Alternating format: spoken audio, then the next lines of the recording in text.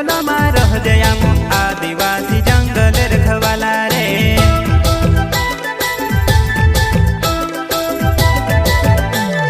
चल जंगल जमीन काजे पूजे रे आदिवासी दुनिया ने रखवाला रे।